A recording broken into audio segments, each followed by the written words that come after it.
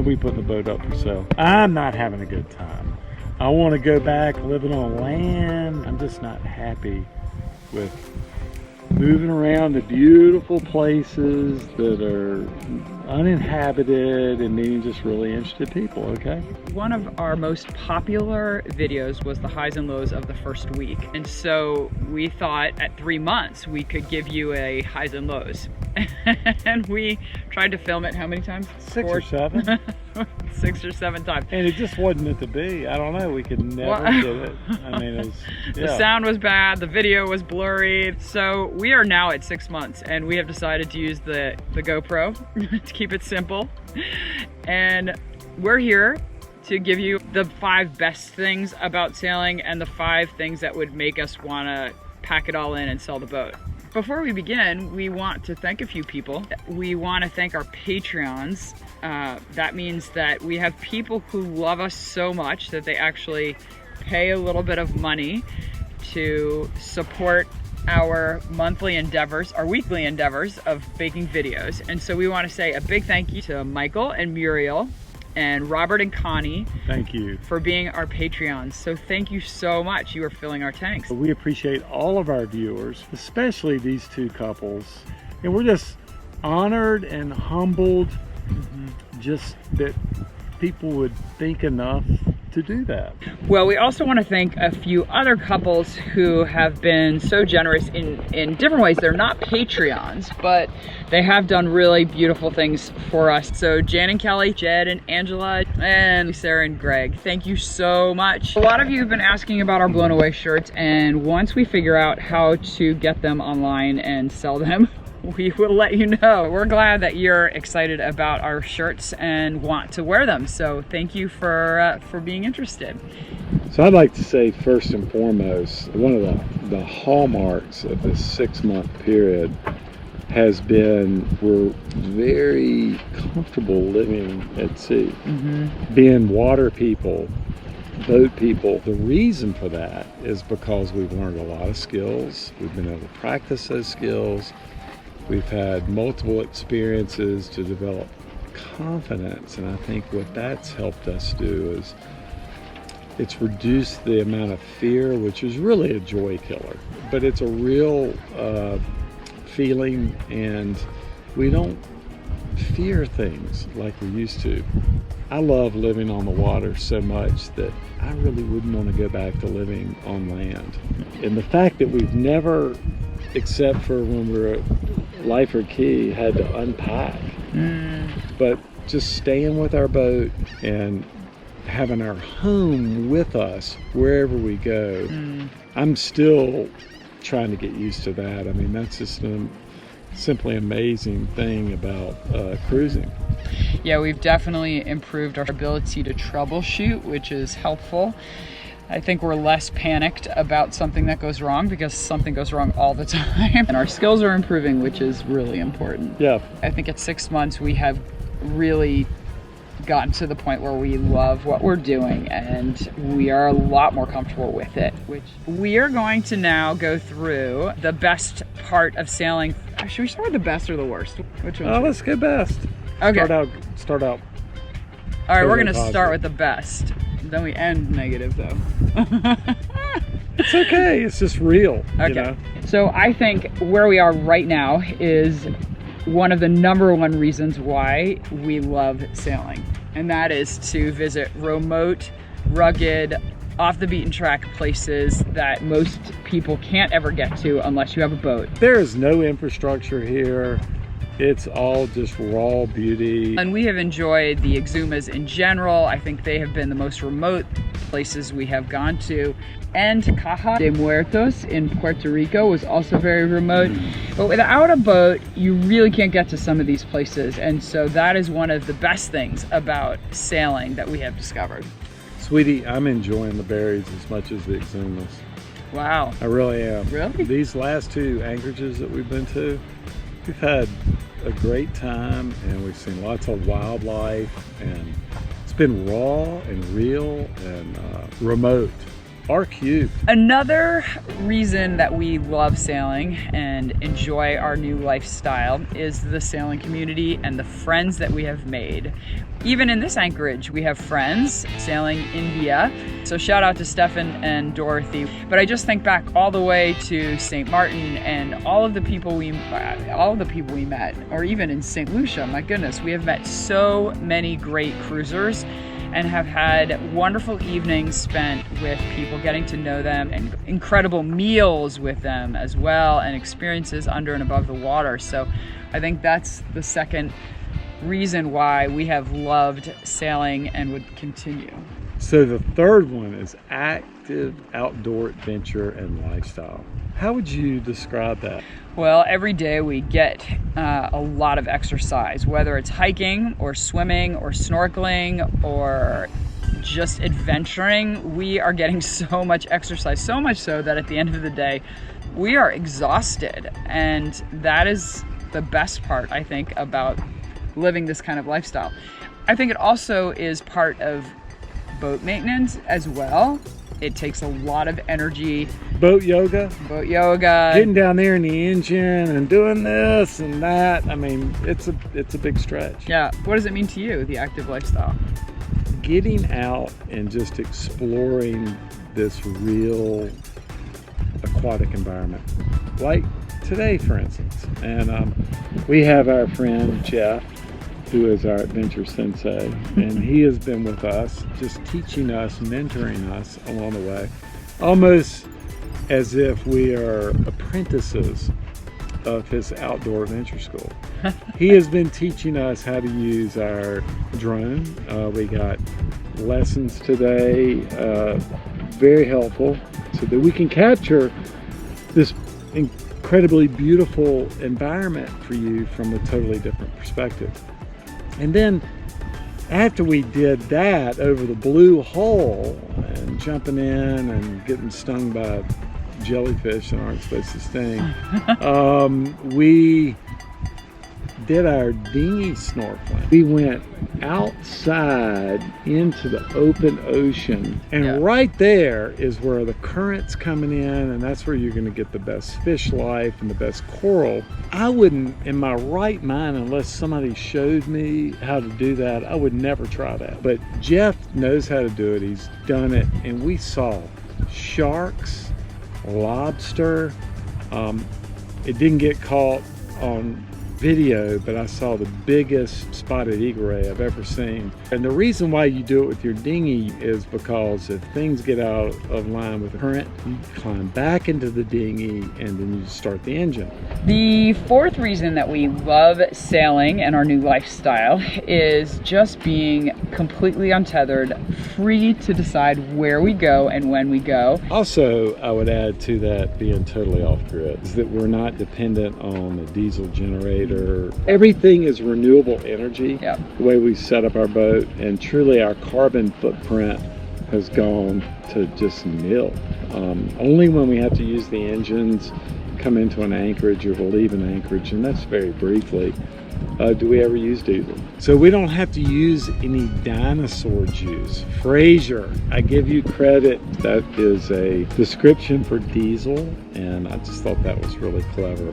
But it just gives us the freedom to make decisions about where we want to be, for how long we want to be there.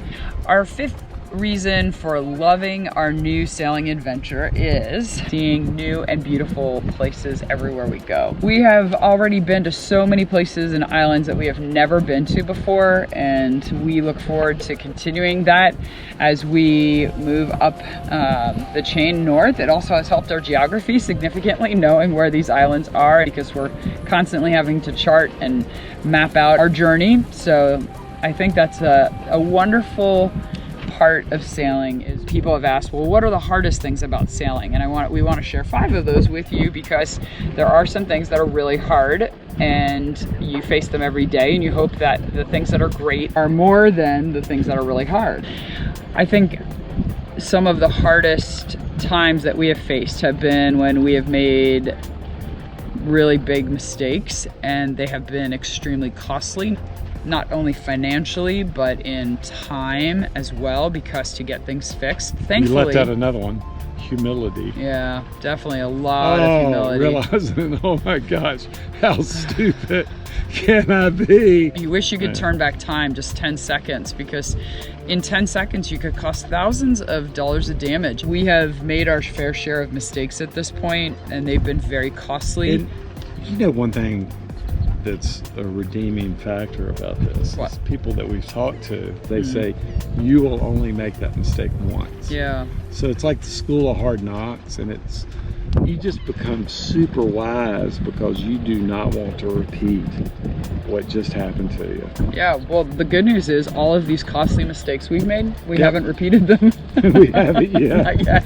All right, the second worst part of sailing is that things always break every day, and they always seem to break in the smallest of spaces, where you have to literally do, what do you call it, body yoga? Boat yoga? Body yoga. So it seems like things always break in the hardest places to reach. That's at least our experience. That's boat life. I mean, I admire these architects and how they design everything. Every millimeter counts, and if you're a big like us, I mean, it's tougher. If you're a small person, you need to get a boat because you got a huge advantage. That's right. Yep. I think we are improving over 6 months on diagnosing issues. Although we have a long way to go in that area, we are improving. So that's a good thing about when things go wrong, you learn. If things are not going wrong, you really don't learn anything. So it's been fun having Jeff and Steve on board, because both of them are fixers and helped us to resolve issues that we maybe couldn't have figured out on our own.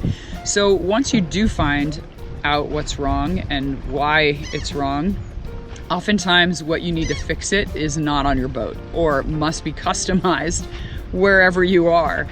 And I think that's the third fabricated big frustrating thing about sailing. There's nothing standard. Nothing standard. Like this boat, as popular as it is, the Leopard 44, there were under 200 of them made. So it's not a big production line type thing, and there were changes made over the 6 years that this thing was made. So everything is custom, and that makes things really hard. Inaccessible. You can't find them. You have to find somebody who can do upgrades or to repair broken items. Yeah. But the good news is the cruising community is so wonderful that if you put a post on Facebook or ask people in the anchorage about a problem, everyone will come to your rescue. And you learn how to jury-rig things and use ingenuity to solve problems that maybe you hadn't thought of before. So that's one of the good things. Good point. We are now starting to encounter the fourth reason why boating can be a really horrible experience, and that is... Oh, it's humid. Oh my goodness. It's sticky and hot and humid, and mold is growing, and it is just not a pleasant place to be. If you do not like glamping, do not buy a sailboat. Or don't come and visit us. Don't come and visit us, because literally we just live outdoors and we've got a cover over our head, but it's indoor, outdoor, everything. But most of the days it's really comfortable. There are some days, especially more recently, where it's been extremely humid and sticky and no wind, and that becomes a little bit unbearable. And so the extreme weather conditions can make sailing just more challenging. Yeah, but what do we do when that happens? We run air conditioning off our batteries. We run our air conditioning off of our batteries. And they're powered by our solar panels. Right, so our solar panels are what's giving us all of that power to be able to run the air conditioning. A fifth reason why sailing can be challenging is that you have limited resources, limited food on board, limited diesel, electricity, water. Everything has to be taken into account. So we take marine showers. You just can't allow the water to run freely. But how do we get that water in the first place? We have a water maker. And upgrades are really crucial to living in a remote environment like we're doing. For all the upgrades we've done, you've got to check out our tour of our upgrades. really good video, and we are going to do a detailed video on each of those upgrades, including prices and all the nitty-gritty details. Even though we can make unlimited amounts of water, we still don't waste it. Yeah, we still because have to it's limit wear it. and tear on our water maker. So food is also another area where you need to be flexible and improvise, because you can't just jump in your car and run off to the grocery store or the market near your home and pick up groceries. That doesn't happen, especially in these remote islands. So you have to be really flexible with what you eat, and if you are hooked on a particular food and it runs out, you're not going to get it. You're not going to find it. And you may find a few other people are hooked on it too. And I guess it's kind of a communal lifestyle, isn't it? Like everybody has to share everything, and you have to make sure that you eat things before they go bad, so you don't waste anything. We don't waste anything on our boat. And there's limited refrigerator space, very limited freezer space. And you know, one of the funniest things is if you're a guest on our boat, we all know exactly how long we take showers, because you can hear the water pump go. Yeah. And you know it's 4 gallons per minute. And we know, like, when you're in the bathroom, there's not a whole lot of privacy. There's no privacy on a boat. And we can tell what you eat, when you eat. Oh yeah, there's no hiding anything from anybody, so we get to know each other really well. Sometimes a little too well. And it's not just what you want to do all the time, because what you love to eat, those little savory items are so tasty. Well, that's less for everybody else. So you have to think about everybody else, and you know, back to the whole communal living, it's very important. Yeah, that's a great point. You have to be flexible, and you have to think about others as you snarf down the final bag, the final chips, which everybody loved, but you didn't tell anybody about that.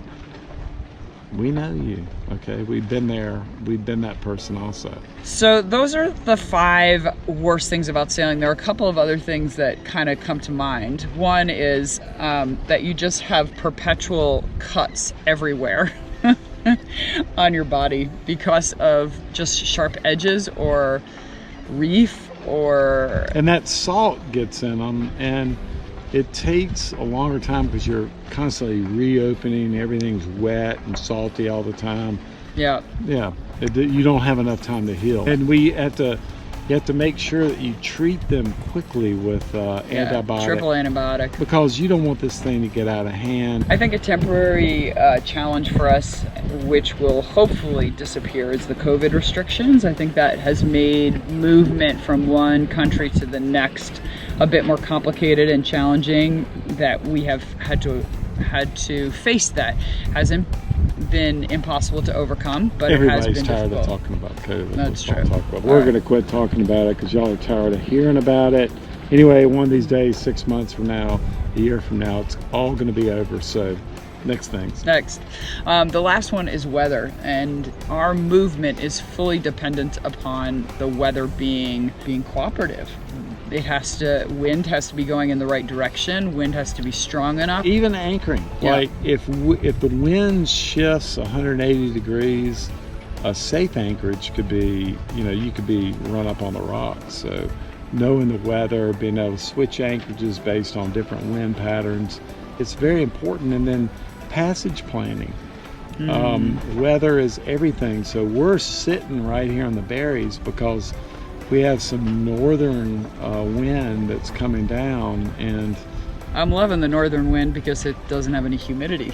I know, it's good. Which is good. So that has been our 6-month review. We've grown up a lot since we had our 1-week highs and lows video. And in the process, you guys have grown up a lot, just seeing the progress we've had, and hopefully you've been entertained and you've been learning. And really, YouTube is the reason why we got started in the first place. Different types of people with YouTube channels, and we're hoping it's benefiting you. If you appreciate videos like this that are entertaining and informative, please make sure you hit the subscribe button. It doesn't cost anything.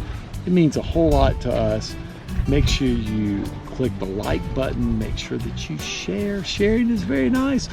And then comment. We want to hear your comments. We will reply quickly to you unless we're in the middle of nowhere and can't get data. One Thanks, other guys. exciting milestone that we haven't talked about yet, which is we have started to monetize on YouTube. So thank you to those of you who are stomaching those ads so that we get to put a little bit of money in our pocket. We would like to just say thank you so much for all of the encouragement that you have given to us over the past 6 months. We could not have done this without you. Thank you so much for believing in us, for following us, We for appreciate supporting us in every way. Thanks, patrons. You all have made our lives so meaningful, and that's why we share ours with yours. We appreciate you. We love you. Yeah, we love you guys. Thank you so much.